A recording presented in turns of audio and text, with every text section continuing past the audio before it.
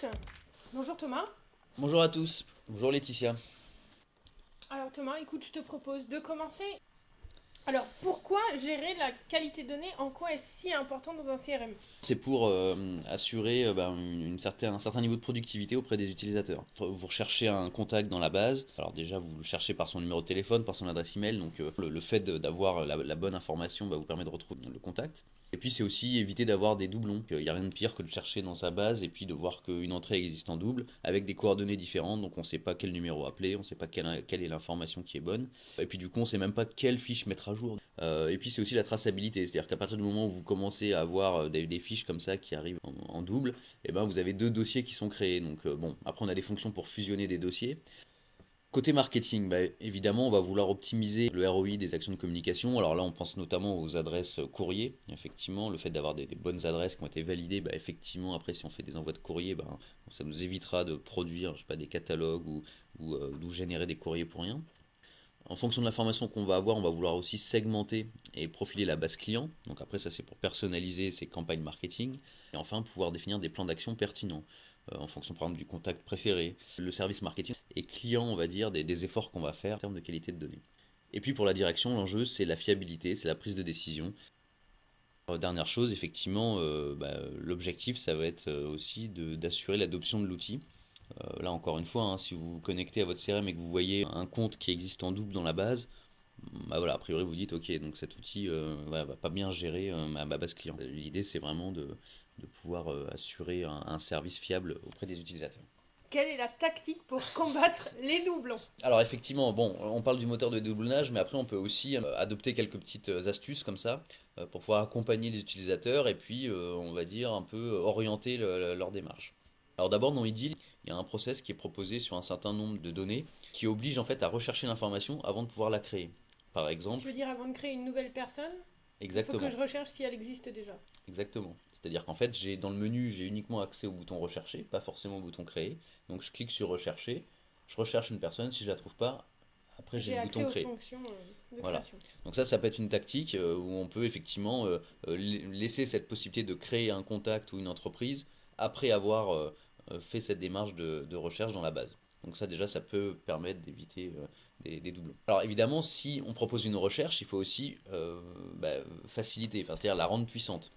Dans Edil, on a plein d'outils qui permettent, on va dire, d'optimiser les capacités de recherche.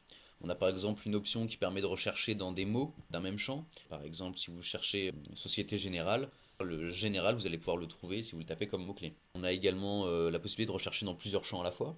Donc Oui, le nom de l'entreprise et le sigle. par exemple, on peut aussi rechercher dans ce qu'on appelle les critères de dédoublonnage, c'est-à-dire toutes ces données qu'on va voir tout à l'heure, qui sont retraitées par le moteur de doublonnage et par exemple qui permettent de faire des recherches sans prendre en compte les accents ou le CCDI. Voilà, donc ça c'est vraiment tout ce qui consiste à optimiser les possibilités de recherche et puis évidemment donner tous les critères qui vont bien aux utilisateurs, afficher des données qui permettent de différencier différentes informations. Par exemple, si vous cherchez sur une base entreprise, vous pouvez penser que certaines entreprises sont en doublon, alors qu'en fait non, simplement c'est des établissements qui portent le même nom, mais du coup elles vont avoir une adresse différente. Donc voilà, ça peut être bien d'apporter cette précision dans les résultats pour vraiment permettre aux utilisateurs de bien distinguer les enregistrements entre eux. Alors, autre démarche qu'on peut avoir, c'est encadrer la saisie. Donc là maintenant, on a des fonctions d'aide en ligne qu'on peut associer à des champs. Donc ça permet vraiment de bien expliquer aux utilisateurs comment remplir les champs, qu'est-ce qui est important, et puis quel est l'intérêt de remplir telle ou telle donnée, quel est le gain qu'on va avoir derrière. Évidemment, si on remplit une adresse email, derrière on pourra proposer des opérations de communication au client, mais ça va être aussi peut-être des fonctions de relance automatique qui peuvent être définies dans le CRM. Voilà, donc ou alors ça va être le service, le back-office qui va pouvoir contacter plus facilement le client, donc le commercial n'aura pas à le faire. Bon voilà, donc on peut comme ça un petit peu contextualiser les informations qu'on va saisir dans le CRM et aider l'utilisateur. Et puis on a aussi différentes options dans les deals. Par exemple, si vous changez une personne d'entreprise, et ben Deal va vous proposer de mettre à jour sa ligne directe, ou en tout cas d'effacer l'ancienne ligne directe qui a été proposée.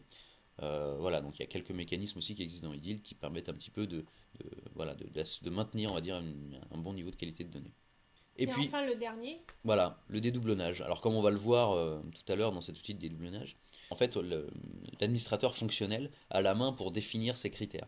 Donc là encore une fois, il s'agit de bien réfléchir à qu'est-ce qui dans ma base permet de distinguer des enregistrements similaires. Donc bon, on va avoir des choses assez classiques, hein, le SIRET, le numéro de sécurité sociale, bon, éventuellement prénom plus nom, mais peut-être qu'il faut l'accompagner d'un code postal ou d'une ville, bon voilà. Donc tout ça, il faut bien y réfléchir. On va voir dans un instant, ça a son importance pour avoir une vraie stratégie anti-doublon. Cet outil de dédoublonnage. Alors déjà l'objectif c'est quoi? Bah, comme on le voit un petit peu sur cette image, c'est de fusionner des entrées qui sont similaires. Donc les petits carrés noirs deviennent un seul carré noir, tous les carrés orange deviennent un seul carré orange, bon, etc., etc. Alors cet outil de dédoublonnage, il va pouvoir agir avant la création d'une nouvelle entrée. Alors avant la création ou en modification d'ailleurs d'une fiche personne ou d'une fiche entreprise. Par exemple, je suis en train de créer une fiche entreprise, je mets un SIRET qui existe déjà dans la base, et ben IDIL va m'indiquer, attention, il y a un doublon potentiel. Donc ça, c'est ce qui va se passer avant la saisie, c'est les alertes qu'on appelle a priori. Voilà.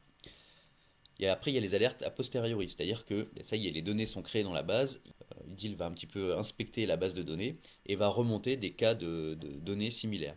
Donc là, on va agir après, et là, ça va pas être tellement des alertes qui vont être données à l'utilisateur final, mais ça va être plus un utilisateur un petit peu en charge de la qualité de données, ou en tout cas un administrateur fonctionnel. Voilà, donc du coup, lui va pouvoir les traiter après, et va pouvoir après choisir les doublons entre eux et puis les fusionner. Et puis il y a aussi le cas des imports. L'outil de dédoublonnage va aussi agir quand on va importer des données en masse dans l'application. Alors les imports, ça peut être soit au moment de la reprise de données, c'est-à-dire que quand on passe d'un logiciel de CRM à un autre logiciel de CRM à IDIL, ça peut être aussi quand on achète une base de mail ou alors une interface avec d'autres applications.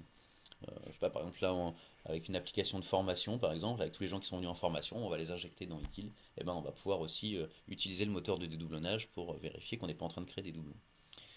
Le dédoublonnage va agir à ces trois niveaux.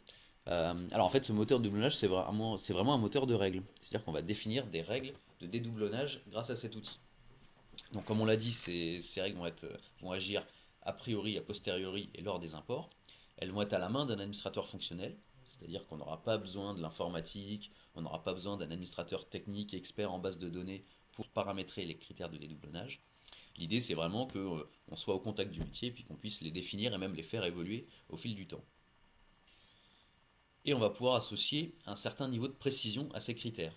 Alors pour ça, on a un concept qu'on a introduit, c'est un fonctionnement par seuil.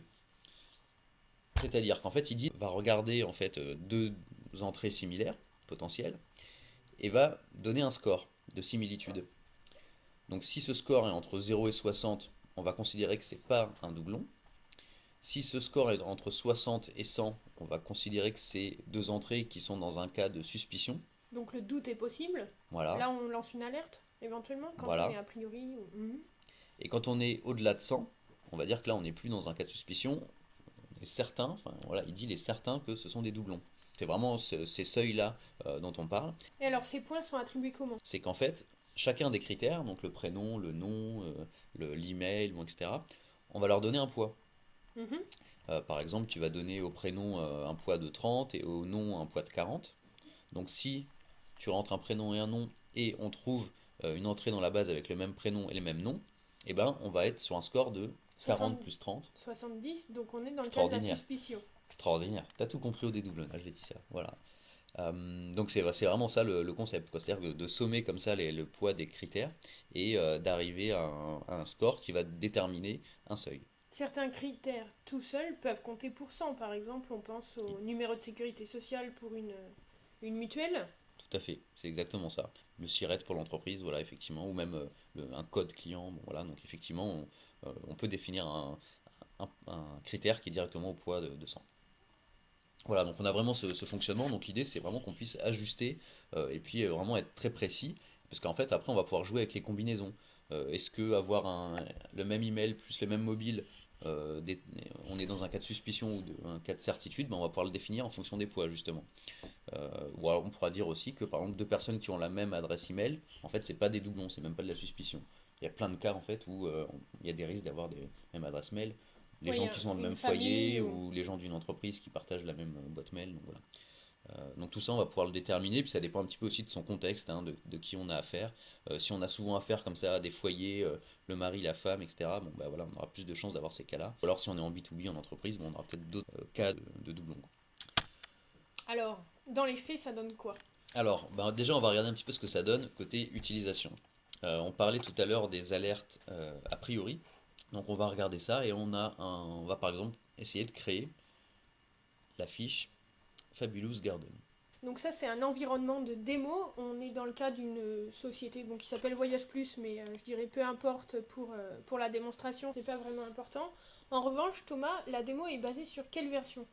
La automne 2015. Ok, donc on va créer une entreprise. On crée, alors mettons que tu reviens d'un salon, Laetitia, et puis tu crées ce compte Fabulous Garden. Alors attends, on va dire que tu tapes un petit peu n'importe comment, hein, tu es un peu fatigué, c'est la fin de la journée, et tu mets par exemple voilà, Fabulous Garden avec des majuscules, etc. Donc là on a tapé la raison sociale.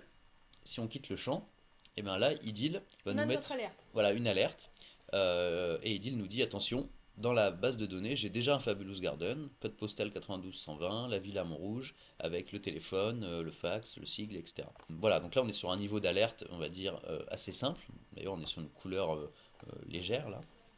Et puis je vais avoir plusieurs possibilités pour réagir par rapport à cette alerte. Je vais pouvoir aller voir l'entreprise existante. Donc là, si je clique dessus, hop, j'ouvre une nouvelle fenêtre et là j'ai mon Fabulous Garden qui existe déjà dans la base. Donc là effectivement Laetitia est en train de créer Fabulous Garden qui est déjà client chez nous. Donc Idil a raison de te dire attention. Euh, donc là probablement je vais continuer, enfin tu vas continuer à travailler avec ce Fabulous Garden et indiquer qu'il est venu à ton salon par exemple.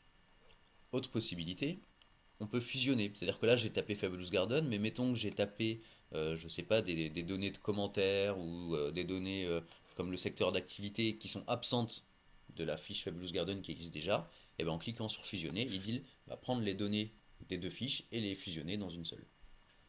Et enfin, je vais pouvoir indiquer non, c'est un faux doublon. Parce qu'en fait, si ça se trouve, ton Fabulous Garden, effectivement, c'était peut-être le même groupe, mais là, c'est le Fabulous Garden de Barcelone, par exemple, et donc c'est encore un autre contexte, d'autres contacts, et puis voilà, une autre relation client, en fait. Voilà, alors après, on peut aussi prendre, par exemple, le cas d'une autre création. Donc on va repartir, cette fois-ci, on va pas renseigner la raison sociale, on va renseigner le SIRET. Alors ça, c'est quelque chose qu'on fait de temps en temps sur nos projets, effectivement. On donne un écran très simplifié à l'utilisateur pour créer une entreprise, et dans ces champs, on lui demande le SIRET. Et ça va nous permettre de s'assurer qu'on n'est pas en train de créer un doublon. Alors par contre, c'est vrai que c'est un peu radical, demander le SIRET pour créer un prospect, c'est pas forcément évident. Dans certaines entreprises, il y a cette culture de récupérer le SIRET, et donc effectivement, ça permet de bâtir une stratégie très robuste là pour le coup. Donc là, on voit que tu as la même fenêtre avec la même alerte. La couleur a changé. Alors voilà, la couleur a changé. Donc là, je suis sur quelque chose de plus vif qui m'indique qu'effectivement, là, je suis en seuil de certitude. Et donc là, il me dit, là, bon, il y a beaucoup de chances que ça soit un doublon. Donc là, c'est comme ça parce que le SIRET a un poids de 100 dans la base et que la raison sociale a peut-être un score de 60 ou 70 sur l'exemple Voilà, précédent. voilà, c'était probablement ça. On va aller voir tout à l'heure, hein, mais c'était probablement ça. Alors, deux petites questions qui nous viennent. Lors d'une fusion, est-ce que si mon Fabulous Garden numéro 1, disons, a un numéro de téléphone lambda et le Fabulous Garden numéro 2 en a un autre, qu'est-ce qui se passe au moment de la fusion? Alors, c'est les données qui existent en base qui sont maîtres. D'accord, donc c'est la fiche qui existe déjà qui est maître. Voilà, sauf si le numéro de téléphone n'était pas renseigné dans Oui. cette fiche déjà en base. Là, c'est bon, il l'aurait pris. Mais non, on va privilégier ce qui existe en base pour voilà, éviter d'écraser des informations. Bah du coup, ça répond aux deux questions d'un coup. Parfait. La fiche maître est bien celle qui a été créée antérieurement. Exactement. Alors mettons cette fois-ci qu'on revienne d'un rendez-vous et on a obtenu un numéro de téléphone. Alors on se rappelle plus exactement de l'orthographe du prénom et du nom, du coup on préfère d'abord renseigner le téléphone. Et voilà, en le renseignant, un petit peu comme tout à l'heure, hein, comme pour l'entreprise, là on va avoir une alerte et puis on a effectivement un Pierre Balic qui existe déjà dans la base avec ce numéro de mobile. Il semblerait qu'on soit dans un niveau d'alerte aussi de certitude. Alors là, il y a une petite icône supplémentaire qui est Oui, apparue. alors ça sert à quoi? C'est pour gérer ce qu'on appelle le modèle multifonction. Alors ça, je vous renvoie à un autre de nos webinars. Et si ça vous intéresse, d'ailleurs, on pourra organiser un webinar prochainement là-dessus. Mais c'est la capacité de l'outil en fait à indiquer qu'un individu a plusieurs fonctions dans plusieurs entreprises. Et donc, on a plusieurs relations clients avec lui. Là, par exemple, il est DG chez Fabulous Garden et il est également directeur d'une association avec qui on peut aussi avoir une relation client. Voilà, donc ça va nous permettre de gérer ça. C'est aussi beaucoup utilisé, on va dire, dans les établissements consulaires, dans les collectivités où on va gérer des élus ou voilà, des VIP qui ont effectivement plusieurs rôles comme ça. C'est aussi parfois utilisé dans les mutuelles, par exemple, pour dire que j'ai une fonction de pro dans ma petite entreprise et puis j'ai une fonction d'individu. Et donc, en fait, c'est deux relations clients un petit peu différentes, parfois même des fois avec des conseillers différents. Et là, du coup, ce raccourci va nous permettre de créer une nouvelle fonction pour Pierre Bally qui est indiqué, par exemple, que là, je l'ai connu effectivement, mais il ne s'est pas présenté en tant que gérant de Balloon SA, mais en tant que directeur de son association. Voilà, donc ça c'est la petite subtilité, mais sinon on retrouve bien les autres boutons. Donc ça, c'est le numéro de téléphone. Sur l'email, par exemple, tu nous en parlais lors de l'introduction. Qu'est-ce que ça nous donnerait? Alors, effectivement, si là je saisis l'adresse mail, fab.belma@gmail.com, et là, je vais avoir deux doublons. Alors j'ai toujours mon doublon par rapport à mon 06, d'accord, le numéro de mobile que j'ai récupéré, mais là j'ai mis aussi une adresse mail qui ressemble à une autre fiche. Donc là, en l'occurrence, la fiche de Fabien Belmar, alors qui est justement trésorier chez une association Croissance Plus. Et on voit aussi qu'on a deux niveaux d'alerte qui sont différents. Là, j'ai un niveau d'alerte en suspicion et un niveau d'alerte en certitude pour ce qui concerne le numéro de portable. Voilà donc pour quelques exemples. Alors là, on a travaillé sur les coordonnées, mais on peut aussi regarder comment ça marche sur le prénom et le nom. Alors ce qui est compliqué avec le prénom et le nom, c'est que souvent on va taper un peu ces informations comme elles viennent, quoi. C'est-à-dire sans forcément faire attention à la ponctuation ou aux accents. Donc là j'ai tapé François-Xavier Chiron par exemple, et là Idil m'a retrouvé ce François-Xavier en fonction du prénom, sans prendre en compte le CCD et le tiret. Donc voilà, on a cette capacité aussi de ne pas prendre en compte ces informations. Donc ça marche pour le dédoublonnage et puis ça peut aussi marcher pour la recherche. C'est-à-dire que si on tape François sans le CCD, il va me le retrouver quand même. Donc là, on était dans des cas d'alerte a priori, si on reprend ce que tu nous as dit tout à l'heure. Oui. A posteriori, est-ce que tu peux nous montrer comment ça fonctionne dans l'outil? Alors a posteriori, en fait, ça va être les entrées qui s'appellent similaires. Alors on va aller par exemple dans cette entrée de similaire. Et là, on voit par exemple le tout premier là que c'est effectivement un cas de doublon. Alors, ces doublons, bon, on peut comme ça les travailler page par page. On peut aussi dire, je vais d'abord travailler que ceux qui sont en certitude. Pour aller plus vite. Voilà, parce que mettons que j'en ai beaucoup des doublons à traiter, ben, je vais d'abord traiter ceux qui sont en certitude. A priori, c'est les plus urgents, et puis je ferai ceux qui sont en suspicion dans un second temps. Alors bah là, je vois, bon, on est sur une base de données de démo, hein, donc les doublons sont voilà, discutables, on va dire. Mais on voit quand même, par exemple, là, on a deux entrées qui sont remontées là sur la première ligne. Et pourquoi? Bah, parce qu'on a le même numéro de mobile. Et donc, on va pouvoir indiquer ici, par exemple, je vais traiter les deux, trois premiers là. Et puis, pour chacun des cas, je vais indiquer quelle est la fiche qu'on va garder comme fiche principale. Alors, effectivement, on a abandonné les termes maître-esclave. Bon, voilà, c'est politiquement moins accepté, on va dire. Donc là, on va avoir par exemple la possibilité de choisir la fiche principale, donc c'est-à-dire la fiche qui va vraiment conserver toutes les données dans la base. L'autre va être potentiellement supprimé. Donc a posteriori, le choix se fait comme on le souhaite. Voilà. Auparavant, c'était la fiche antérieure, là, quand on avait la possibilité de fusionner a priori, mais a posteriori, on choisit. Et donc là, je vais pouvoir lancer ensuite ma fusion. Alors, même chose que tout à l'heure, on peut aussi fusionner en fonction. On va considérer par exemple que deux entrées sont similaires, effectivement, mais encore une fois, ça va être deux fonctions du même individu. Donc ça, on a cette capacité aussi à fusionner comme fonction. On peut aussi indiquer que c'est des faux doublons, d'accord? Donc c'est-à-dire, en gros, oui, effectivement, ils ont le même numéro de mobile, mais visiblement, c'est pas les mêmes personnes, donc on va dire à Edil de plus alerter là-dessus. On va prendre la Mathilde Duvaltier, c'est un vrai doublon. Donc là, on va vraiment pouvoir indiquer que ça, c'est un doublon. Puis on va en prendre un autre un petit peu pour l'exemple, celui-là. Et on va lancer la fusion. La fusion s'est déroulée avec succès. Mes entrées ont été supprimées. Et si on va dans la base, donc on va chercher, c'était Vautier. J'en ai plus qu'une seule. Et effectivement, là, je vais retrouver toutes les coordonnées de cette fiche. Donc on voit qu'on a notamment récupéré l'adresse email qui était sur l'autre fiche. Et là, j'ai bien aussi une alerte. Donc il y a eu une fusion de Mathilde Vautier de cette fiche. Et on a même des informations qui ont été tracées. Donc là, il y a l'importance qui a été mis à jour et l'abonnement qui a été mis à jour. Donc c'est bien effectivement le cas de fusion de données. Donc là, on était sur les entrées similaires avec certitude. Suspicion, c'est pareil. Oui, voilà, c'est exactement la même chose, hein. Donc on peut aller voir aussi pour les entreprises, hein, tant qu'on y est. Voilà, ça va marcher vraiment de la même manière, quel que soit le niveau. Disons que c'est simplement qu'on peut les traiter dans des temps différents, quoi. Je commence d'abord par la certitude, ensuite la suspicion. J'ai un doublon sur une entreprise. Comment cela se passe-t-il si j'ai des opportunités présentes sur chacune des deux fiches? Ce qu'on n'a pas dit, effectivement, c'est que les fusions vont traiter des différences au niveau des champs, mais on va dire l'enjeu, c'est aussi de récupérer tout ce qu'il y a dans chaque dossier. Opportunités, interactions, demandes, les logs web, les documents joints, les entrées du mur, etc., etc. Donc tout ça est fusionné dans un même dossier, effectivement. Donc quand tu dis fusionner, c'est que ça s'accumule dans la fiche qui sera choisie comme principale. Exactement. Et pareil avec les contacts d'une entreprise. Si j'ai fait un doublon avec deux fiches entreprises et puis que chacun des départements a mis ses contacts dedans, ben, le jour où on va fusionner, et ben voilà, tous les contacts vont être dans le même dossier entreprise, quoi. Euh, En recherchant un contact dans ma base, je trouve deux fois ce contact et je souhaite immédiatement fusionner ce doublon. Comment faire pour Ah, le retrouver dans les entrées similaires? alors on n'est pas obligé de passer par les entrées similaires. Par exemple là, si sur entreprise, je m'aperçois que, bon alors du coup on va tricher un peu, mais que Euromountain et Europe Hotel c'est les mêmes, et ben je vais pouvoir ici utiliser la fonction de fusion. Là je vais indiquer Europe Hotel. On a des fonctions supplémentaires, on peut aussi indiquer qu'on va créer une implantation. C'est-à-dire qu'en gros, on va dire non, mais en fait, c'est pas deux relations clients, c'est deux entreprises. C'est la même relation client, simplement, voilà, il y en a une qui a une adresse différente, mais on va dire que ça reste assez anecdotique. Et puis, je peux indiquer que je veux supprimer la fiche superflue. C'est-à-dire, en gros, alors la fiche superflue, c'est celle depuis laquelle je pars, donc Euro Mountain. Donc là, attention aussi depuis quelle fiche on part. Et si on fait enregistrer, donc là, il va me récupérer tout le dossier et le fusionner dans Europe Hotel.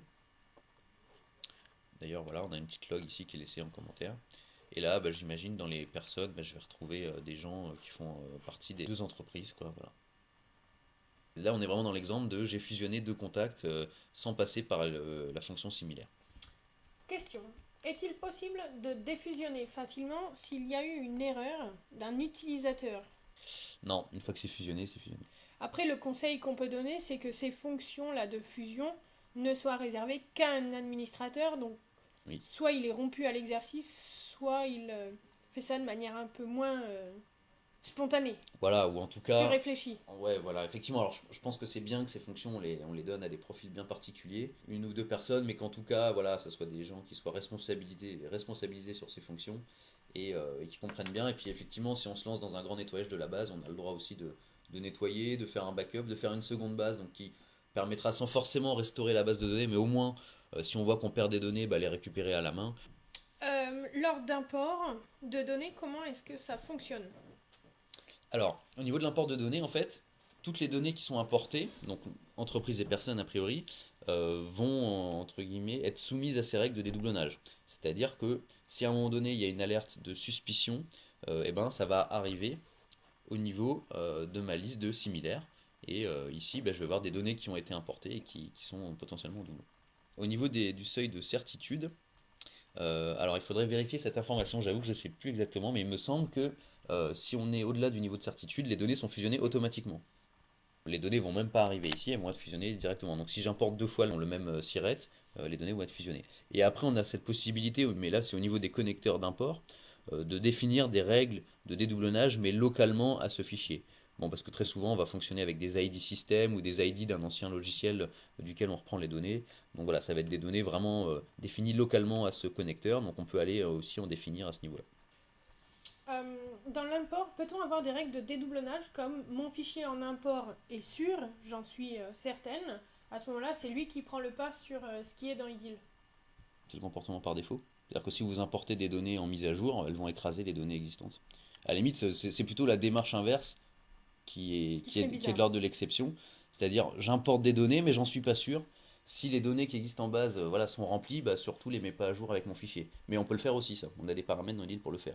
Mais ça, c'est plutôt une démarche plus rare. Par contre, la démarche de l'utilisatrice, là, je sais pas qui nous, bon, je sais pas qui nous écrivait, c'est une démarche plus classique. Et ça, c'est le comportement par défaut du moteur d'import. Il va écraser les données qui existent déjà. Parfait. On n'a pas vu ce que ça donnait côté Côté administration. admin. Hmm. Géographiquement, ça se passe dans le module automation. Alors en fonction des versions, on a ces règles de doublonnage qui peuvent être parfois définies dans le module sales, voire dans le module admin. Bon, je vous laisse après regarder où ça peut être, mais depuis on va dire quelques versions, on a placé ça dans le module automation. parce que c'est dans ce module qu'on définit un peu les règles de fonctionnement du logiciel. Une fois que les règles sont établies, le moteur de dédoublonnage fonctionne en permanence. Pour la saisie utilisateur, ça marche en permanence. Par contre, le calcul des similaires se passe la nuit. Parce qu'effectivement, là, il scrute toute la base, regarde les cas de doublons, donc autant qu'il travaille la nuit, parce que sinon, ça va un peu pénaliser l'application pour rien. Là, j'ai regardé mes règles de doublonnage, donc j'en ai deux qui sont définies, enfin deux jeux de règles. Le premier jeu de règles sur l'objet entreprise et le deuxième sur personne. Dans les deux cas, on a un seuil de certitude qui est à 100, alors qu'on a défini un seuil de suspicion de 70 pour la gestion de la base entreprise et de 60 pour la gestion de la base personne. On va aller regarder d'abord entreprise. Donc ici, j'ai défini tous mes critères. Alors je peux même les trier par poids. D'accord. Donc là, on retrouve le SIRET. Au tout début, voilà, on avait créé un SIRET existant, donc là, on était directement dans un cas de certitude. Alors que pour raison sociale, on était sur un niveau de suspicion. Donc voilà, c'est ici qu'on l'a défini avec les deux poids. Et puis on a défini aussi des poids sur les coordonnées. Donc par exemple sur le téléphone. Alors si je rentre une entreprise avec un numéro de téléphone déjà existant, le logiciel ne va pas réagir là. Je vais être à 54 sous 70. Par contre, si je mets le téléphone plus le fax, donc on va être sur un seuil de suspicion. Et puis si je fais en plus la ville et le code postal, donc là ça y est, je vais dépasser 100 et donc je vais passer en certitude. Voilà, donc c'est bien en fait comme ça que le logiciel va raisonner en fonction des données que saisit l'utilisateur, et ben il va réagir différemment. Voilà, donc ça c'est pour définir des poids sur les critères. Et puis après on a des méthodes pour travailler les données. Alors sa méthode, bon, c'est un terme plus technique, mais bon, en fait c'est assez simple. C'est simplement la possibilité de travailler l'information. Alors il y en a deux principaux, hein. Il y a ce qu'on appelle épuration simple. Donc c'est ce qu'on a vu en fait tout à l'heure sur le prénom. Avec François-Xavier. Voilà, c'est-à-dire qu'en fait on n'a pas utilisé François avec le CCDI, on a utilisé François sans le CCDI et sans le tirer entre François et Xavier. Voilà, donc là on le retrouve bien ici sur le prénom, ici, épuration simple. Et puis on en a un autre qui va s'appliquer au numéro de téléphone. Parce qu'effectivement, le numéro de téléphone, on peut les rentrer avec Des plus points, des 33, des espaces. points, des machins, voilà. Donc là, lui, ce que fait cette petite fonction, c'est qu'elle va travailler avec les numéros bruts, voilà, pour s'assurer qu'on puisse comparer bien la même chose, quelle que soit la manière de saisir le téléphone. Donc là, on voit bien qu'un administrateur fonctionnel qui ne parle pas je ne sais quel code peut s'attaquer à ça. Voilà, pas besoin de faire du code, effectivement, pour définir ça. On a aussi la notion d'ordre, donc ça c'est tout simple, c'est simplement l'apparition des champs dans toutes les fonctions de dédoublonnage. Si je vais dans les similaires personnes, Donc ça, c'est l'ordre des colonnes. voilà, donc là j'ai prénom, nom, email, etc. L'ordre de ces colonnes, en fait, est défini par cet ordre-là. Et c'est la même chose d'ailleurs sur les alertes qu'on a vu tout à l'heure. Alors après, si je veux ajouter un critère, bah, c'est tout simple. J'ai ici le bouton critère plus. Je vais aller sélectionner un champ. Par exemple, là, si j'ai rajouté un champ email perso, ben, je vais pouvoir l'utiliser. Et je vais pouvoir lui donner un poids. Donc là, on est sur un email perso, donc on va dire par exemple que c'est directement le poids 100. L'ordre, eh ben, on va le mettre juste après l'adresse email normale. Et méthode de filtre, bon, c'est une adresse mail, donc là, on n'est pas forcément obligé de travailler le format. Il n'y aura pas de CCD a priori dans cette adresse mail. Donc là, tu as mis un ordre 35. Oui. Donc ça veut dire que la colonne adresse email perso apparaîtra entre l'email et le mobile dans la page des similaires. C'est exactement ça. Alors là, j'ai rajouté mon critère, mais j'ai pas fini. Après, il faut générer ce qu'on appelle les agents. Donc ça, les agents, en fait, c'est toutes les combinaisons possibles de champs similaires. Bon. Avec le poids correspondant. Voilà, il calcule la combinaison du prénom plus du téléphone et on est sur 66. Donc ça veut dire quoi? Ça veut dire que si je saisis Laetitia plus ton numéro et que ça existe déjà dans la base, et ben il va me remonter une alerte de doublon sur Laetitia qui existe déjà. Même chose sur prénom et nom. Sur le nom de famille, le code postal, la ville, bon, etc., etc. Bon, on n'est pas forcément obligé de s'attarder là-dessus. Ce qu'il faut savoir, c'est qu'en fait, quand on modifie les critères, il faut générer les agents, voilà, pour s'assurer que toutes les combinaisons soient mises à jour. Et donc là, par exemple, j'ai rajouté un critère avec l'adresse email perso, et ben donc je vais avoir des agents qui vont être recalculés en fonction de l'adresse email perso. Voilà, donc là j'en ai un ici par exemple. Peut-on supprimer des agents? On peut les supprimer à la main si on souhaite. Mais disons, Attention là. c'est pas vraiment fait pour ça. Donc si on supprime des doublons, j'aurais tendance à dire, regardons déjà les poids qu'on a affectés, parce que si on supprime un agent, il y a sûrement une bonne raison, mais peut-être que c'est lié au fait au poids qu'on a donné. Bon, maintenant, si vraiment, voilà, on veut mettre une exception, on peut toujours la supprimer. Faut penser du coup à chaque fois à la supprimer si on régénère les agents, quoi. On a fini la démonstration pour aujourd'hui en fait. Est-ce que tu peux nous en dire un peu plus sur la roadmap? Alors d'abord, on travaille sur un algorithme phonétique. Alors ça veut dire quoi? Ça veut dire que on va pouvoir dans Edil à la fois faire de la recherche floue. Donc là, par exemple Laetitia, je pense que c'est un très bon candidat comme prénom. On peut l'écrire de plein de manières, L-A-I-T, L-E accent, ou avec la bonne orthographe. Voilà. Alors là, on parle de prénoms, on va dire, assez répandus, mais il y a aussi des prénoms, voilà, des prénoms étrangers, par exemple. Enfin, Euh, répandu chez nous. Répandus chez nous, voilà. Mais effectivement, quand on travaille sur une base, voilà, une base d'un autre pays, bah, on va pas forcément savoir bien écrire les prénoms, les noms. Donc du coup, on va pouvoir intégrer ces fonctions de recherche dans IDIL, et IDIL va rechercher à partir de la phonétique, ouais, c'est-à-dire de la manière de prononcer le mot. Alors, évidemment, quand on dit le prononcer, en fait, c'est lié à une langue. Si vous faites prononcer Laetitia par un français et par un anglais, vous n'aurez pas forcément la même chose. Donc effectivement, on aura des recherches phonétiques par langue. Et alors là, par défaut, a priori, on va fournir au moins français et anglais, et on regarde si on pourrait fournir espagnol. Alors du coup, ça va être utilisable dans les fonctions de recherche, donc recherche de personnes, recherche d'entreprise, et ça va être aussi disponible dans les critères de dédoublonnage. Voilà, donc en fait, si j'écris Laetitia un peu n'importe comment, du moment que phonétiquement ça ressemble à Laetitia, et ben IDIL va pouvoir me dire attention, il y a peut-être un double. Donc là, l'orthographe SMS fait son entrée dans iDeal. Voilà, ça c'est la mauvaise nouvelle. Ça va pas améliorer la manière d'écrire. Bon, après, voilà, bon, l'enjeu, ça reste quand même la qualité de données. Et je dirais, bon, après, le langage SMS, malheureusement, il va falloir faire avec. Alors, la récence des coordonnées, autre aspect de la qualité Oui, de données. alors ça, c'est l'objectif, là, c'est de valider euh, que les coordonnées que j'ai rentrées sur une fiche contact entreprise sont bonnes. Et donc en fait d'inciter les utilisateurs à valider ces informations. Alors les valider, c'est pas forcément les modifier, c'est simplement s'assurer qu'elles sont bonnes. Du coup, on va tracer toutes les modifications des champs coordonnées, le téléphone, le mobile, l'adresse mail, et au-delà d'un certain temps, par exemple si je sais pas, le numéro de mobile n'a pas bougé depuis 4 ans, eh ben, on va alerter l'utilisateur en lui disant attention, cette information n'a pas été mise à jour depuis 4 ans, merci de la valider. Et là, deux possibilités. L'utilisateur va pouvoir soit valider le numéro de téléphone, il n'a pas changé, soit le mettre à jour parce qu'effectivement le client a changé de numéro de mobile. Alors évidemment, ça c'est des choses qu'on va faire quand on a le client au téléphone ou en rendez-vous, en agence, etc. Et l'objectif aussi c'est que ça soit paramétrable. Donc, on va dire les coordonnées sont des bons candidats. Il peut y avoir aussi d'autres champs qu'on souhaite un peu vérifier de manière Oui, un régulière. chiffre d'affaires. Oui, pourquoi pas, ouais, tout à fait. Euh, Pour donner une idée, quelle version pour cette Ça, même chose, ça va être dès sur 2017. 2017? Ouais. Et on va travailler, alors ça c'est sur la prochaine version, sur l'intégration de données. On va travailler avec le service Corporama, qui va être un fournisseur de données. Donc tout à l'heure on parlait un petit peu de la RNVP, de la nuit inversée, on disait que ça participait à la qualité de données parce que c'était des données fiables qui venaient de bases de données référencées. Donc là on va pouvoir travailler avec Corporama. En fait dans Corporama c'est un peu en fait, c'est un service en ligne qui permet de faire ses courses et de dire j'achète telle ou telle information. Alors c'est pour les pros uniquement par contre. Euh, et donc du coup on a un petit bouton ajouter au CRM et ça va pouvoir ajouter automatiquement l'information dans IDIL. Donc créer une entreprise, créer une personne. Alors évidemment quand cette information arrive dans IDIL, le moteur de doublonnage va s'exécuter. Donc, si jamais on crée un doublon, bah voilà, IDIL va alerter. Donc ça permettra aussi d'enrichir des données existantes éventuellement.